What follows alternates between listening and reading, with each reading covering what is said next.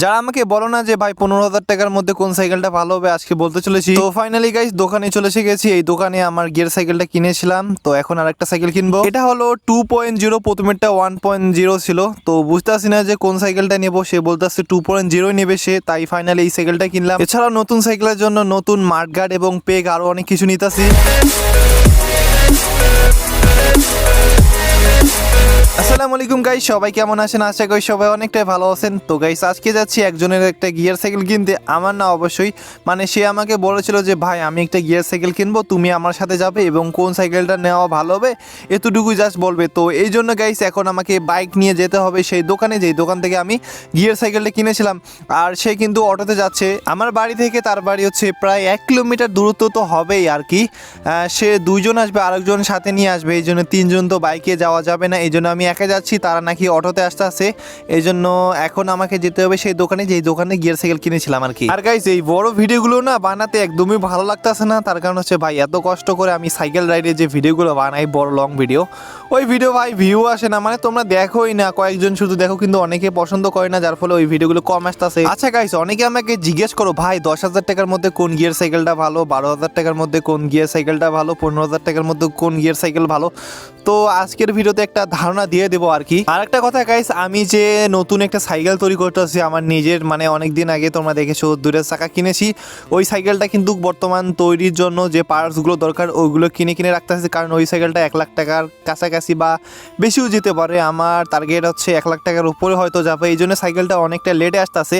যারা বলো না ভাই সাইকেলের ভিডিও বানাতে এতদিন সময় লাগে কেন, ভাই একটা সাইকেলের পার্টসের যে দাম বলার বাইরে। তোমাদের সাথে কথা বলতে বলতে ফাইনালি গাইস লালমনিরহাট জেলায় চলে এসে গেছি। এটা হচ্ছে লালমনিরহাট জেলার মেন শহরটা। তো এইখানে একটা দোকান রয়েছে গাইস, লালমনিরহাট জেলায় মোটামুটি অনেকগুলো সাইকেলের দোকান রয়েছে, তার মধ্যে এই দোকানটা একটা অন্যতম। এই দোকান থেকে মূলত আমার গিয়ার সাইকেলটা কিনেছিলাম। আর সব থেকে কম দামে মোটামুটি ভালোই প্রাইসে একটা সাইকেল পাবে। যে কোনো সাইকেল নেও না কেন, ওরা একটু দাম বেশি যাবে, কিন্তু কমাইলে ওরা কমাবে আর কি। আর আমার নাম বললে 1 টাকা হোক তো ডিসকাউন্ট পাবে। তো মোটামুটি দোকানে ঢোকার পর দেখি ভাই বহুত সাইকেলের কালেকশন, মানে সব থেকে বেশি সাইকেল তোমরা এই দোকানে দেখতে পারবা। আর এই দোকান থেকে কিন্তু অনেকে অনেক দোকানে মানে পাইকারি রেটে সাইকেল কিনে। দোকানের মধ্যে ঢুকা মাত্র আমি জিজ্ঞেস করলাম ম্যাগনা কোম্পানি ওয়ারিয়র 1.0 সাইকেলটা আছে কি না। তো এরপর দেখি হ্যাঁ ওয়ারিয়র 1.0 সাইকেলটা আছে, এবং কি 2.0 সাইকেলটা রয়েছে আপডেট ভার্সন, যেটা মানে এই 1.0 উপরের একটা মডেল, মানে এটা নতুন মডেল বলা চলে।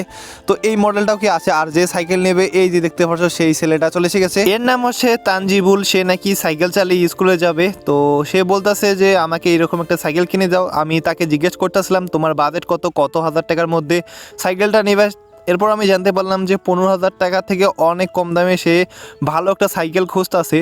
তো এই দোকানে সব থেকে ভালো যদি কোনো ব্র্যান্ডে বা কোম্পানির কথা বলি তাহলে অবশ্যই ম্যাগনা কোম্পানি বা ভ্যালো যেটাই বলো না কেন, এই সাইকেলগুলো অনেকটাই ভালো, কারণ কিছু সীমানোর পার্টসপাতি ব্যবহার করা হয়। তো তাকে আমি বলতেছিলাম যে এখানে মোট 2টা সাইকেল তোমার বাজেটে রয়েছে, একটা হচ্ছে 1.0, একটা হচ্ছে 2.0। এরপর আমি দোকানদারকে জিজ্ঞেস করলাম যে কোন সাইকেলটা কত টাকা। উনি এবার একটু দাম বেশি চাচ্ছিল, আমি জাস্ট দামটা শুনতেছিলাম। এরপর আমি বললাম এই সাইকেলের দাম তো এত না, আরও অনেকটাই কম। তারপর বললো আচ্ছা কম বেশ করে একটি নেওয়া যাবে, মানে কম বেশি করে দিতে চাচ্ছিল।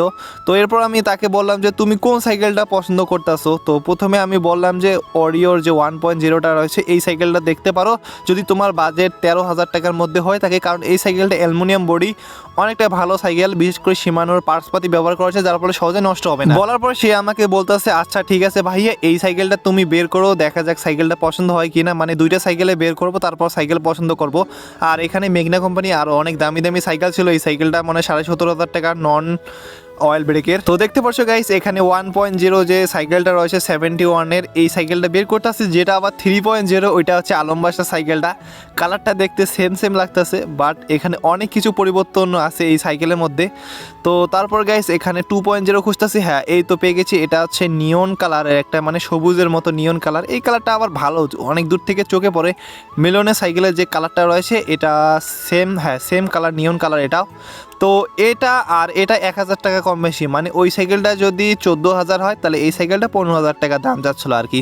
তো এরপর আমি বলতেছিলাম দেখ কোন সাইকেলটা নিলে পছন্দ হবে, তো ওই একটু ভালো করে দেখ কোনটা পছন্দ হয় কিনা। 2টা সাইকেলের যদি পার্থক্য কথা বলি, একটা হচ্ছে 1.0, এটার পার্থক্য হচ্ছে শুধু সাসপেনশনটা সামনে ছোট, 80 mm নাকি 70 mm মনে হইতেছিল। আর যেটা হচ্ছে 2.0, ওইটাতে 100 mm বা 110 mm এতটুকু মনে হচ্ছিল। তাছাড়া ভাই কোনো সম্ভাবনা পরিবর্তন দেখি নাই, শুধু ডিজাইনে পার্থক্য, কালারে পার্থক্য, এতটুকুই। পার্টস পাতি সেম দেখতেছি। ওই সামনে যে গিয়ারটা রয়েছে এটা শিমানো অরিজিনাল, আর এটা শিমানো না কোনবা ব্র্যান্ডের। তো এগুলো অতটা ফ্যাক্ট করে না, যাদের বাজেট 13,000 টাকা, ভাই 1 টাকা বাড়াতে পারবো না, এই সাইকেলগুলো নিতে পারো। যদি বলো ভাই আর 1,000 টাকা বাড়ানো যাবে, তাহলে তোমরা এই 2.0 নিতে পারো। যদি ভাই অয়েল ব্রেক চাই তাহলে 3.0, যেটা 18,000 টাকা থেকে 18,500 বা 19,000 টাকা, ওই সাইকেলটা নিতে পারো। দেন গাইস আমি 2.0 সাইকেলটা রিকমেন্ড করি তাকে, সেও বলতেছে আচ্ছা ঠিক আছে এই সাইকেলটাই নেবো ভাইয়া। তো দেন গাইস আমরা টাকা দিয়ে সাইকেলটা নিয়ে নেই। এই সাইকেলটা আশা করতেছে সে যদি যত্ন করে ব্যবহার করে তাহলে 2 বছরে তেমন কোনো সমস্যা হবে না, টুকটাক সমস্যা বাদে। এরপর টাকা দিয়ে সাইকেলটা নিয়ে আমরা চলে এসে যাই, কিন্তু নতুন সাইকেলের জন্য কিছু পার্টসপাতি কিনতে হবে, যেমন foot peg, speed metre, mudguard. মানে কোনো দোকানে যাবা অনেকে মাডগার্ড ফ্রিতে দেয়, অনেকে দেয় না, কিছু জিনিস বেল্টেল ফ্রিতে দেয়।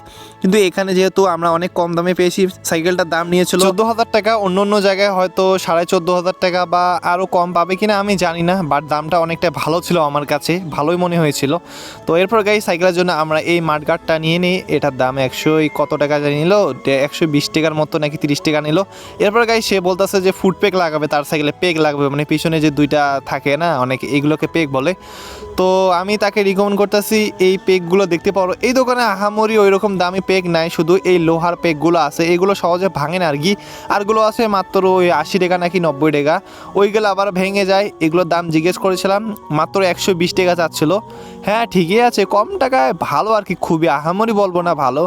কারণ পেগ যদি কেনাই হয় তাহলে অবশ্যই 400 টাকা বা 350 টাকা যে পেগগুলো পাওয়া যায় মিলনের সাইকেল যেগুলো রাখা আছে, ওইগুলো খুবই ভালো প্রফেশনাল স্ট্যান্ড রাইডারের জন্য তৈরি করা হয়েছে, এগুলো লোকাল লোহার আর কি। এছাড়াও গাইস সে বলতে আসলো তার সাইকেলে নাকি সে একটা স্পিড মিটার লাগাবে। দেন গাইস আমরা স্পিড মিটার নিয়ে নিই। এখানে আমি 2টা নিয়েছিলাম, আমার গিয়ার সাইকেল যেটা নতুন বানিয়েছি সেটার জন্য একটা কিনেছিলাম। মোটামুটি অনেক কিছু কেনা হয়েছিল আর কি, ভাবলাম সে নিবে আমি কি নেবো না, আমার সাইকেলে লাগা তো দেখাতে হবে। কারণ তোমরা বলতেছো ভাই স্পিড মিটার দাম কত, কীভাবে লাগায়, এটা কোথায় পাবো, এই নিয়ে একটা খুব শীঘ্রই ভিডিও আসতেছে। আর ওইখানে কমপক্ষে 2-3টা তো স্পিড মিটার কীভাবে করবো, মানে পরের ভিডিওটা হয়তো এরকম হতে চলেছে আর কি, অবশ্যই অপেক্ষা করবে তোমরা। তো যাই হোক গাইস মোটামুটি সব কিছু কেনা শেষ, এখন বাড়ির দিকে যাচ্ছি।